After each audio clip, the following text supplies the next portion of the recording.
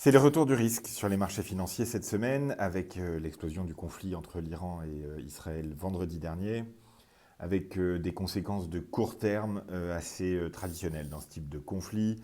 Donc on a d'un côté évidemment le pétrole qui a eu une très forte hausse, hein, plus de 10 dollars sur le pétrole, donc c'est plus 15% de hausse en quelques jours, ce qui peut être évidemment un problème pour les gros consommateurs de pétrole, comme par exemple les compagnies aériennes qui ont dévissé vendredi.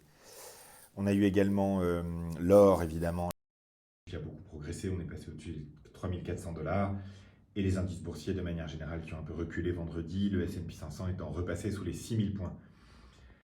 Du côté des valeurs, c'est la tech, hein, qui a pas mal fait l'actu, avec entre autres Apple qui a beaucoup déçu suite aux annonces sur Siri. On a de l'autre côté Nvidia, Oracle et Tesla qui ont eux bien progressé la semaine dernière avec des bonnes nouvelles sur leur perspective en l'occurrence.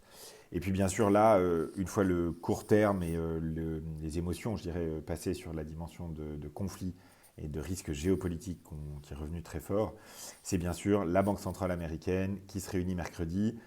A priori, elle ne devrait pas baisser les taux directeurs. Ce qui sera intéressant, c'est les perspectives économiques qu'elle va dresser. Je vous rappelle que l'économie américaine a besoin que les taux d'intérêt baissent. On est déjà à 2% en Europe, on est encore au-dessus de 4% aux États-Unis. Donc ça va être vraiment le gros point d'orgue normalement de la semaine, hein, mercredi en fin de journée, les conclusions des perspectives économiques selon la Banque centrale américaine, parce que là, on verra si elle a l'intention de baisser les taux en septembre ou toujours pas. Bien sûr, la guerre commerciale avec ses soubresauts, et sinon, normalement, sur le front des actions, une semaine plutôt calme, avec peu de résultats. N'hésitez pas, si vous avez des questions, à les poser en commentaire.